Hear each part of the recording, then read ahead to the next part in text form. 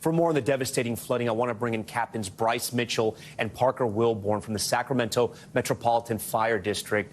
We've been seeing a lot of their video, their rescue video. Guys, thanks so much for joining Top Story tonight. As I understand it, you and your teams have done at least 100 water rescues since New Year's Eve, which is a wild number, including 12 helicopter rescues. We're looking at one of those right now. The water is so brown you cannot see through it. It looks like absolutely like mud, covering almost treetops. Talk to us about how these rescues went down and how difficult they were. Parker, I'll start with you since you're the helicopter pilot. I'm sorry, Bryce.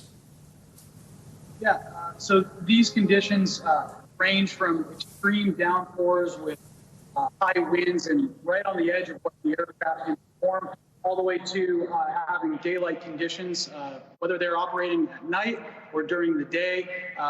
They were all very difficult just due to the varying conditions and with the weather. We're seeing you guys rescue some person that was in the middle of a field that looked like, had they abandoned their vehicle or how'd they get there? That just seems so bizarre. Well, actually, what occurred on that particular rescue was an individual that we actually witnessed get swept away from his vehicle. And so we had to take fairly quick action to be able to trace him down the fast-moving waters and be able to recover him from the water. And we hauled him to a dry location where we then loaded him into the aircraft and transported him to more definitive care. But we were able to get to him just in time. We happened to be there for another rescue that was taking place at the time, and just were lucky enough to witness him leave his vehicle, get swept away from his vehicle, and we're able to get to him in time. Parker, can you put this into context? I mean, we cover a lot of extreme weather here on Top Story. Some of it's out of California, but I can't remember a time where we saw rescues like this happening in your state. You hit the nail on the head, and California is very experienced in natural disasters, whether it's wildfire season, earthquakes, or now floods. We have a very robust incident management system, and that system is transferred no matter if you're working for Sacramento Metro Fire or Sacramento City or all the way up and down the state. We also have the luxury of a master mutual aid system, so if we need additional resources, those resources will be coming. We will always be able to respond for our community.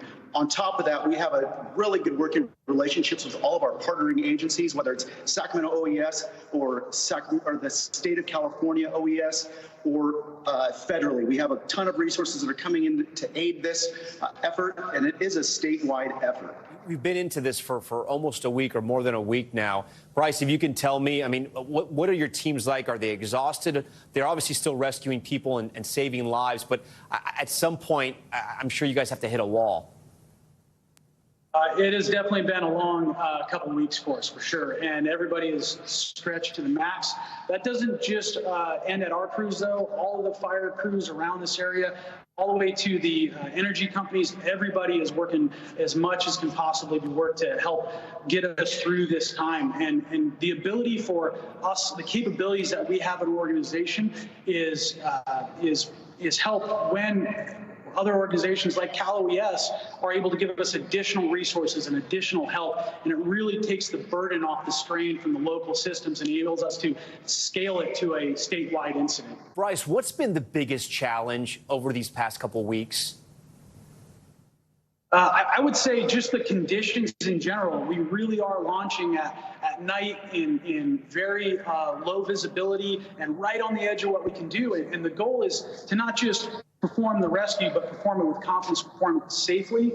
Luckily, the training and the background and the dedication that these crews have provided has just been phenomenal, and it's really enabled people to get back home to their families and be able to get to the next day.